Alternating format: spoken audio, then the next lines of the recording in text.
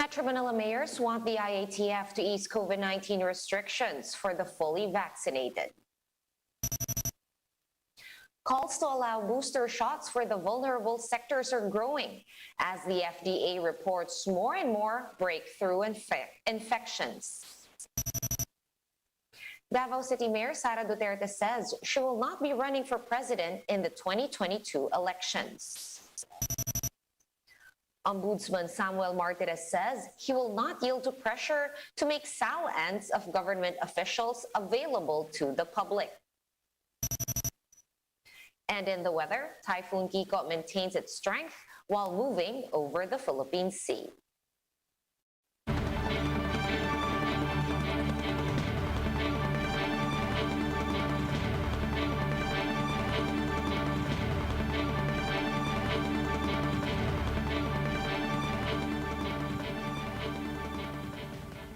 Fast, focused, and fearless. Here's a roundup of stories we're watching now. I'm Sean Yao. The Metro Manila Council wants the IATF to consider easing COVID-19 restrictions for the fully vaccinated. All 17 NCR mayors signed a resolution asking the government to allow those who have completed their vaccine doses to move around more. MMC Chairman Benhur Abalos noted that Metro Manila has the most number of fully vaccinated people and that this move could help balance public health and economy. As of Wednesday, around 56% or almost 5.5 million eligible Metro Manila residents have already been fully vaccinated, while 84% or 8.2 million people have received at least one dose. Abalos said they are targeting to fully vaccinate at least 87% of the capital region's eligible population in the next 3 months. Health officials have reported over 200 post-vaccine COVID-19 infections, raising more questions on the need for booster shots. Greg Gregorio with that story. Over 33 million COVID-19 jabs have been administered across the country as of August. Around 60,000 adverse reactions have been logged, most of which are minor, such as headache. These were mostly seen among recipients of AstraZeneca and Sinovac shots. Over 1,000 vaccinees were also infected with COVID-19, 106 of whom died. Some 242 of those had a breakthrough infection, meaning they contracted the virus even after 14 days of getting fully vaccinated. The FDA notes that these only account to less than 1% out of the fully vaccinated population. Talaga pong merong talagang magkakaroon pa rin ng sakit. Wala pong bakuna na 100% garantisado. Pero kita naman po natin, halos 99% naman po ay talagang napoprotektahan. Most of those who had a breakthrough infection and died received a Sinovac jab. But the FDA explained that the data do not indicate a waning immunity from the China-made shot. Parang hindi naman convincing pa no, na may nakikita tayo na waning protection. But experts are seeing a need for booster shots soon.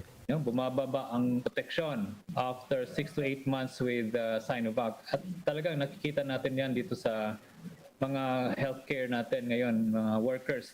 The National Kidney and Transplant Institute hopes that boosters will be rolled out soon. This as 40 of their personnel are currently infected with COVID-19. Being continuously exposed to the COVID at being healthcare worker, I believe kailangan mabigyan talaga ng booster yan. The government has yet to finalize the recommendation on the matter. For the Philippine College of Physicians, boosters could wait as long as more people get their jabs. Hindi rin namin kayang agawan pa yung supposedly na shots na dapat matanggap ng mga hindi pa man lamang nagkakaroon na kahit isang shots of the vaccination. The World Health Organization has renewed its call to delay the provision of additional jabs until 10% of the population of all countries get at least one dose. For News 5, Greg Gregorio, we are One News. Senators scored the administration for placing the 45 billion peso budget for COVID-19 booster shots under the unprogrammed allocation of next year's spending plan. Regina Lay with the details. Why is there no allocation for COVID-19 booster shots in next year's budget? That was one of the hot topics at the Senate hearing on the 2022 National Expenditure Program. The administration did set aside 45 billion pesos for boosters, but placed it under unprogrammed funds. Unprogrammed means it'll only be implemented if the government has extra money. In contrast, Mr. Chairman, the NTF-LCAC has a budget of 28 billion. Ano po bang ibig sabihin nito? Ang NTF-LCAC ay nasa program fund o may tiyak na pundo. Ang booster shots ay unprogrammed o mapupunduhan lamang kung may labis na pera? Is it fiscal discipline when you have 28 billion for NTF-LCAC but zero for health workers? Finance Secretary Sonny Dominguez said it's because there's currently no decision yet on whether a third shot is needed. It means because at this time, the panel of experts, as well as the health authorities, have not yet determined with finality that the booster shots are proven to be necessary. Okay. Now, wait. I had a big argument with them. I don't care. I just want to make sure that we have an item in the budget that we can activate if and when the health authorities decide. But against the advice of the WHO, many countries around the world have begun rolling out booster shots against COVID-19 to the most vulnerable in their population. That's on early evidence that the vaccine's efficacy tapers off after 6 months. In our 2022 budget, there's also little funding set aside for the construction of new molecular laboratories. In fact, the country's main lab for COVID-19 testing, the Research Institute for Tropical Medicine, or RITM, saw its budget slashed by 170 million pesos. The 2022 proposed budget is the most detached from reality, if I may say, and has the most skewed priorities. Nag-mutate na yung virus, Mr. Chairman. Ang style ng gobyerno, sana mag-mutate na rin. Regina Lay, One News. We'll be back with more stories after this short break. Keep it here on One News.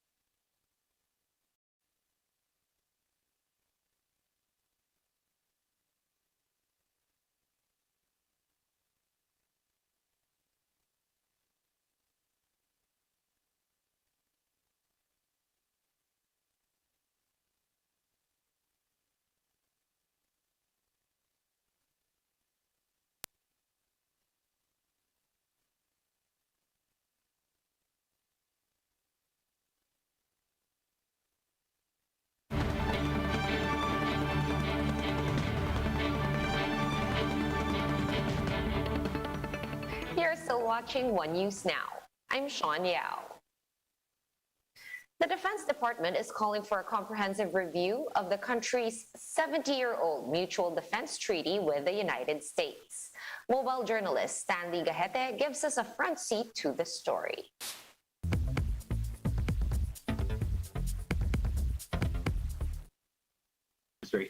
Defense Secretary Delfin Lorenzana called for a thorough review of the country's military alliance with the United States, saying there should be more clarity in Washington's commitment to defend its former colony should there be an attack in disputed areas in the West Philippine Sea.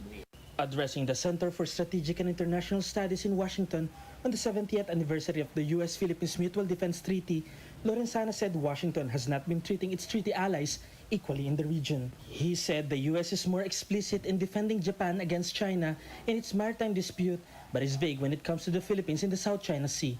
The U.S. is more protective of Taiwan, which is not even a treaty partner. I have called for a review of the Mutual Defense Treaty with the aim of ensuring that it truly serves our interests, especially in the present rapidly changing regional security environment.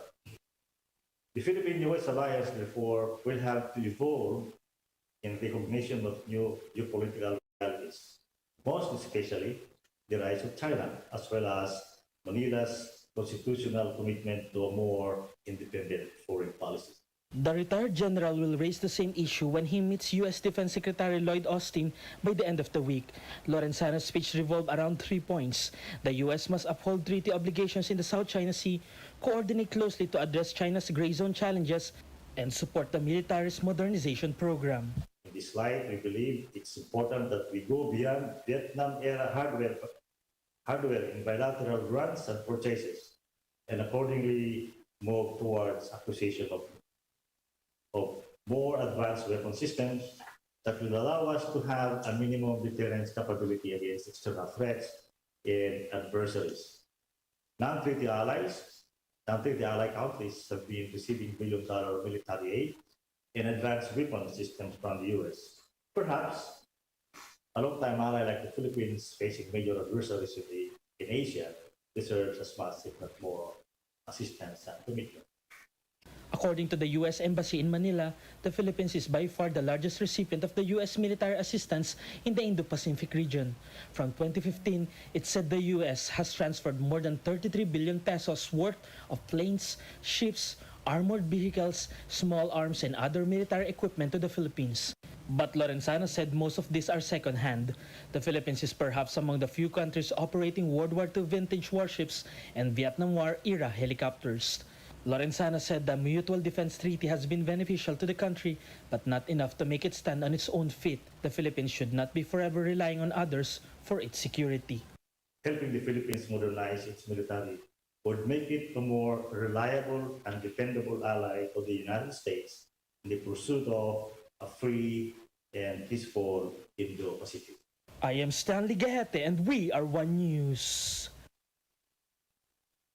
Ombudsman Samuel Martires maintains that the statements of assets, liabilities, and net worth, or SALNs, of public officials should not be made public. At the budget deliberations of the Office of the Ombudsman, Martires said that he will stand by the memorandum circular stating certain conditions that should be met before they are able to release the SALN of an official.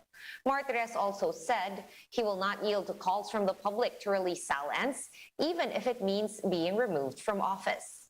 Duterte has not made his net worth public since 2017, and the public clamor to release the documents has been getting louder.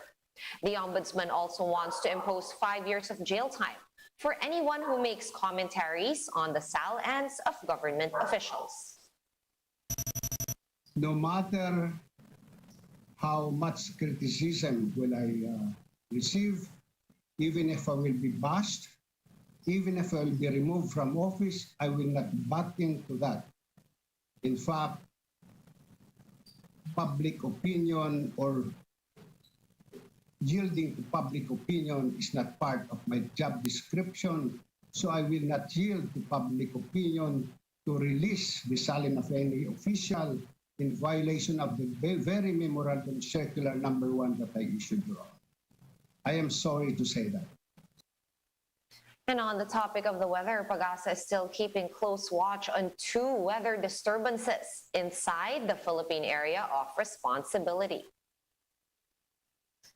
The Weather Bureau last spotted Tropical Storm Jolina some 410 kilometers west of Dagupan City in Pangasinan. Meanwhile, Typhoon Kiko is 550 kilometers east of Baler, Aurora. Jolina is expected to exit the PAR either this afternoon or evening, while Kiko is forecast to pass very close to Cagayan before crossing the Babuyan Islands and Batanes on either Friday or Saturday. But for now, signal number 1 is still up over Batanes and Cagayan, as well as some parts of Apayao and Isabela. Heavy to intense rainfall with at times torrential rains are expected in these areas starting Friday afternoon. Let's now take a quick look at today's other top stories. Davao City Mayor Sara Duterte said she will not run for a national post in 2022, citing an agreement with her father, the president. Mayor Sara said they agreed that only one of them will be going for a major position. The younger Duterte's remarks comes on the back of one faction of the ruling PDP Laban Party, proclaiming her father as its nominee for vice president. The Professional Regulation Commission has canceled the September 2021 physician licensure exam in the NCR, still because of the pandemic. It was initially set from September 11 to 12 and 18 to 19. The PLE in areas outside of Metro Manila will proceed as scheduled. And the NDRRMC reports that the number of families affected by Tropical Storm Jolina has climbed to 20,777 across 6 regions. The agency also confirmed that there is 1 fatality, with 17 others still missing. So far, the tropical cyclone has left 206 million pesos of damage to agriculture and 24.7 million to infrastructure. For more updates, visit News 5, the Philippine Star, and Business World online. Visit our website, onenews.ph, for more in-depth analysis. You can also catch One News on the Signal Play app. Register for a free account at www.signalplay.com and stream One News live anytime, anywhere. Masks on, wash hands, and stay safe, Philippines. I'm Sean Yao. We are One News.